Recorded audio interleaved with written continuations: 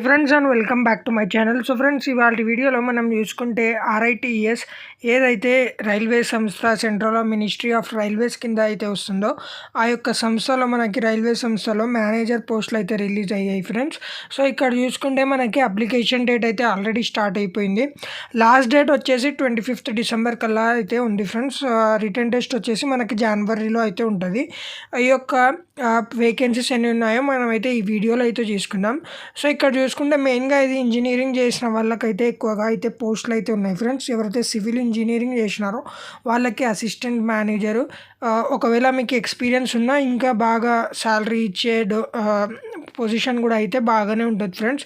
మనం ఇక్కడ చూసుకుంటే ఓవరాల్గా ఎస్ఎన్టీ, మెకానికల్, సివిల్ మరియు ఎలక్ట్రికల్ డిపార్ట్మెంట్లో, కెమికల్ అండ్ మెటలర్జీ, ఐటీలో కూడా ఎవరైతే మనకి చేసి ఉంటారో వాళ్ళకి, ఆ ఇంజనీరింగ్ ఫీల్డ్లో చేసిన వాళ్ళకి ఇక్కడ అసిస్టెంట్ మేనేజర్ పోస్ట్ అయితే ఇవ్వడం అయితే జరుగుతుంది ఫ్రెండ్స్. సో టోటల్గా మనం చూసుకుంటే ఈ యొక్క ఏజ్ లిమిట్ వచ్చేసి మ్యాక్సిమం మీకు 40 years వరకు అయితే ఉంది. అంటే దాని తక్కువ ఉన్నా కూడా మీరైతే ఈ యొక్క పోస్టులకు అయితే అప్లై చేసుకోవచ్చు ఫ్రెండ్స్. సో టోటల్గా మనం చూసుకుంటే ఓవరాల్గా 400 పైగా వేకెన్సీస్ అయితే ఉన్నాయి.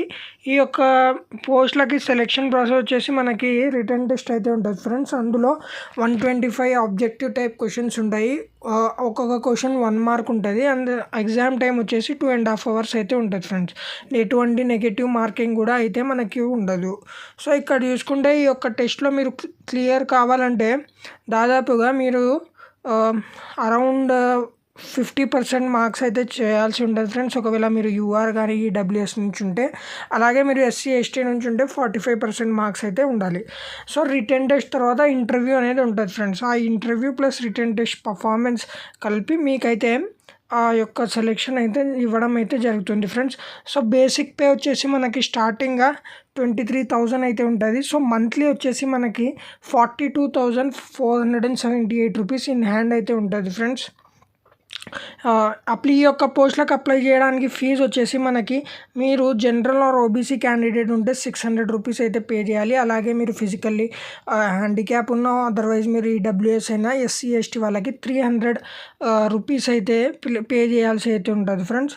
సో ఇది ఈ యొక్క పోస్టుల వివరాలు. మనం అప్లై చేయాలంటే ఆన్లైన్ వెళ్ళి ఆర్ఐటిఎస్ వెబ్సైట్ నుంచి కూడా మీరైతే డైరెక్ట్గా అయితే అప్లై చేసుకోవచ్చు ఫ్రెండ్స్. సో ఇది ఇవాళ వీడియో. మనకి ఈ యొక్క పోస్టులకు వచ్చేసి మనకి మినిస్ట్రీ ఆఫ్ రైల్వేస్ కింద అయితే ఈ యొక్క డిపార్ట్మెంట్ అయితే ఉంటుంది ఫ్రెండ్స్. ఆల్రెడీ ఇక్కడ పైన అయితే వాళ్ళు మెన్షన్ చేసినారు. ఫీజు కూడా అయితే మనకి చాలా తక్కువ అయితే ఉంది. దాంతోపాటుగా శాలరీ కూడా బాగానే ఉంది ఫ్రెండ్స్. సో ఈ యొక్క ఆపర్చునిటీని అయితే ఎవరు మిస్ చేసుకోవద్దండి.